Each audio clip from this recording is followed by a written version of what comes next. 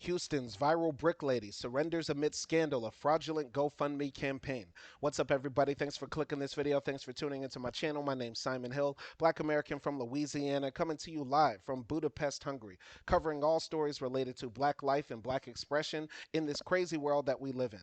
Now, I'm going to be covering this story that a lot of people have been talking about on social media for the past few months. It's something that I haven't really been following that deeply into, but this is what people like and this is what people tune into. So let's just jump into it and I'll give my 2 cents. This story was written by Brianna Zamora Nipper, published on January 23rd for the Houston Chronicle. Houston, click to. The link is in the description. You know the deal. So, in a bizarre and bewildering saga that has gripped the city of Houston, the limelight shines on Rhoda Osman, the woman who catapulted to viral fame for her harrowing tales of a brick assault outside a local club, a narrative that authorities now assert to be untrue. I never saw the original Brick Lady clip when it did drop. I was aware of it, and I do remember that she said, "Oh, all these black men attacked me," and she had like a big knot on her face. I did see like the images come out and people talking about it. I never got into it because I don't care about the salacious social media stuff that gets people all riled up. But I do think it's important that we highlight people who are scammers in our community, call them out, and have them properly be prosecuted. But I'll continue with the story. The latest twist in this unfolding drama reveals that Osman, age 33, has finally surrendered to the police. Charged with felony theft by deception, Osman had initially pledged to turn herself in on Thursday. However, the promised surrender did not materialize. Now, new court records bring clarity to the situation, confirming that Osman surrendered to the authorities this morning. As Houston grapples with the strange sequence of events, recent court documents shed light on Osman's legal status. She is now reportedly free on $10,000 bond, awaiting her arraignment scheduled for March 5th. As part of her bond conditions, Osman had to surrender her passport.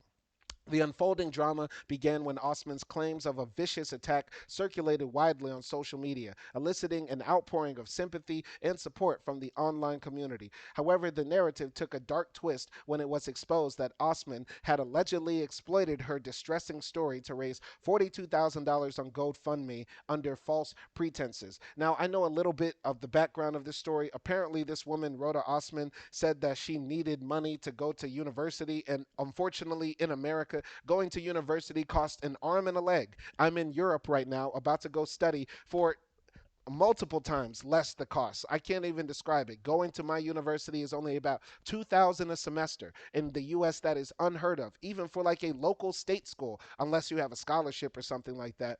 But in the US, unfortunately, $42,000 only covers basically 1 year of your study in some places. So I am not surprised that somebody would go to great lengths to further their education and that sort of stuff. That does not excuse her creating a viral moment that was used to garner attention to herself so that she could raise illicit funds. That's not okay. But I somewhat sympathize for her to some degree because unfortunately in America everything costs money and we live in this perpetual complex of this system that makes us think that, you know what, getting money by any means necessary is what we have to do as Americans. There are other ways to live. This is why I choose to live outside of the US. And if you are a black person who is tired of the rat race in the US, I encourage you to use that passport and go out abroad and find new places that you can set up shop and live. There's nothing wrong with it. It does not make you a bad person and that sort of stuff. It does not make you a coward. We come from a lineage of the bravest people on the planet, and we are brave continuously to this day. So let's continue here. The charges against Osman are severe, accusing her of fabricating significant elements of the story she presented to the police. The incident dates back to September when Osman claimed she was assaulted with a brick by an unknown man after rejecting his advances outside a club. Her social media post, which did not include any footage of the alleged assault, sparked widespread debates online about the credibility of her story. Once again, I think people might be surprised by my outlook, but as somebody who has documented my experiences dealing with anti black racism across the world, those videos go viral. Those videos get thousands of views. Those videos get shared on Reddit, Twitter, 4chan, all sorts of places. I know what it feels like to have people question your credibility, people questioning your experiences, especially when you're sharing personal things that have happened to you that might be tragic, that might be heartbreaking, that might be depressing, right? So I can sympathize with her. Now, her story turned out to be untrue. Her story turned out to be untrue. But we should not forget that millions of women every year are assaulted all across the planet. Now, that does not mean that we should believe all women, but we should definitely take domestic violence seriously, violence against women seriously, femicide seriously, and we should not dismiss women in the future who bring forth these claims. The problem with Rhoda is that she now diminishes the claims of the women who will come after them who say honestly that they experienced violence at the hands of men or other people. And people might not readily believe them because, hey, you might be another brick lady. And that's a problem right here. I'm going to jump here to the rest of the story. According to a charging document, Osman reported to the police that she was hit in the face with a brick and also claimed to have narrowly escaped a kidnapping attempt by a supposed Uber driver. However, a subsequent review of local surveillance footage by a detective painted a different picture. So once again, women do get kidnapped. Women are assaulted and harassed by men at all places at all times. And it's a shame that Rhoda Osman told this story, sort of like Jussie Smollett, Juicy Smollett, as Dave Chappelle said, and now paints a bad light on women who will come after her who want to tell their truth. Gonna continue here. In the video, Osman is seen in the company of a friend and the individual she later pointed to as her assailant. The video reportedly depicts Osman slapping the individual who retaliates by striking her back, wielding a water bottle in hand. The footage contradicted Osman's claims of a brick assault and raised doubts about the authenticity of her story.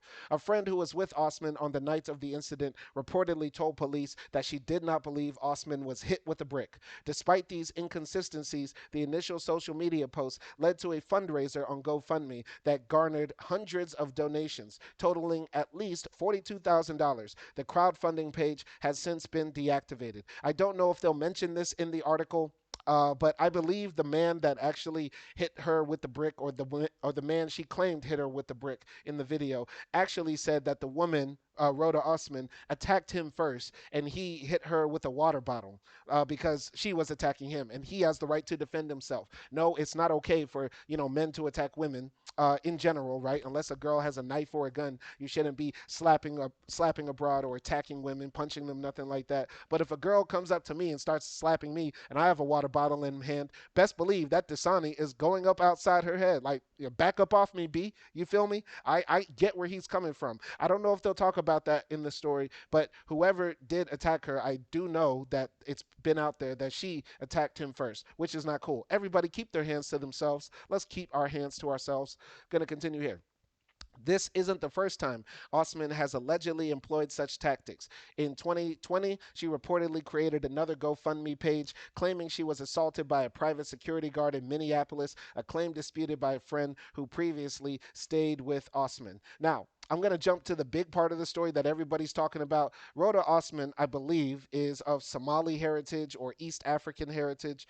She is descendant of immigrants. I don't know if she was a born U.S. citizen, naturalized U.S. citizen, or if she just has a green card. I don't know, and honestly, I don't care. I know the Brick Lady story has been a big fuel for the debates between FBAs and Africans on social media, and the FBAs, the people who claim foundational Black American heritage and stuff like that. They are saying that a lot of the tethers, or people who come here who look like us but don't think like us as Black Americans, are acting out a lot of the crimes. They are bringing a lot of their negative ghetto culture to America and that sort of stuff. And so, a lot of the times when we hear about crimes in some of these major cities like Houston, like New York, like LA, a lot of the times they're actually immigrants who are committing these crimes. But when immigrants commit crimes, they call them black.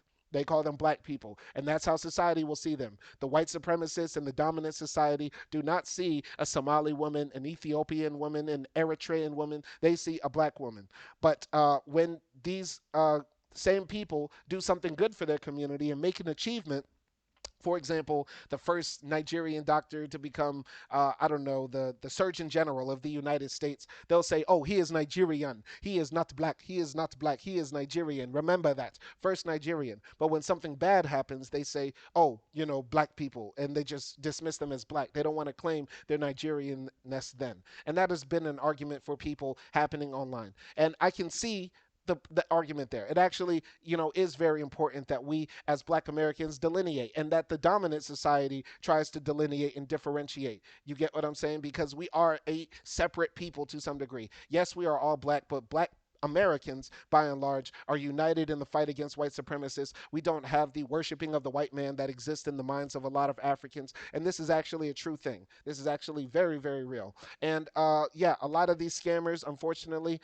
somewhat, I'm going to keep it real. They come from all walks of life. They keep it all walks of life. I can't even bring it to me to say that, Africans are more scamming than Black Americans because, within both groups of people, within all groups of people, we have criminals, we have people who are living on the margins of society, people who feel like they can commit crime to get ahead in life, and that's not okay at all. So I don't want people to take this story and just say, oh, the Africans are coming here scamming, committing crime, and we need to call them out, and we need to point out this fact as indicative of their entire community. Because we don't like when the white supremacists do that to us. We don't like when the dominant society says all of y'all are thugs, gangsters, criminals, rappers, ball players, whatever they throw at us as stereotypes. We don't want those stereotypes labeled on us as a people because we know that they are only cherry picking a few examples. And I think it's the same here. We just need to call out all the scammers, all the people that are doing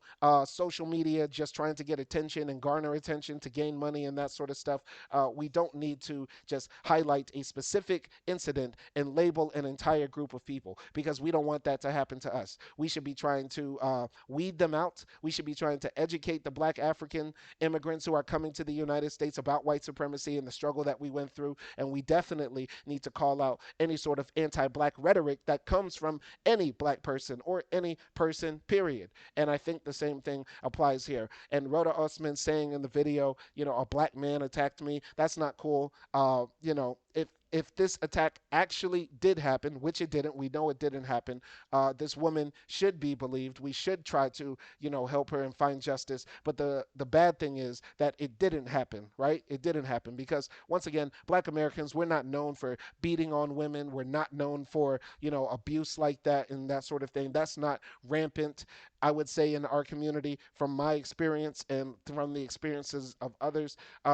I've never heard of Black people, Black Americans, attacking people with bricks. That just does not sound like us. But yeah, let's not try to paint all the African immigrants as, like Rhoda Osman. She is a bad example. We have Black African immigrants who come to the U.S. or other parts of the world who are in the fight against white supremacy, who are woke, who are actual allies, but Rhoda Osman is definitely not one of them. But once again, I have to point out it's a crime because she is a single mother.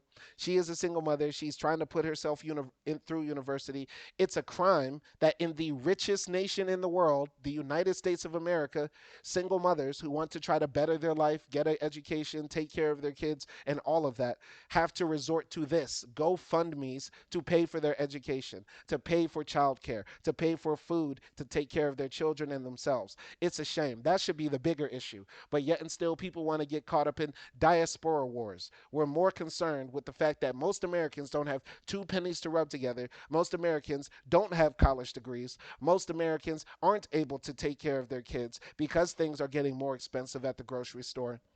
We're still focused on social media BS than we are the systemic inequalities in America when it comes to income, and especially when it comes to gender. That's all I have to say. This is what people want to hear. They're more concerned with this than any other real news. My name is Simon Hill. Peace.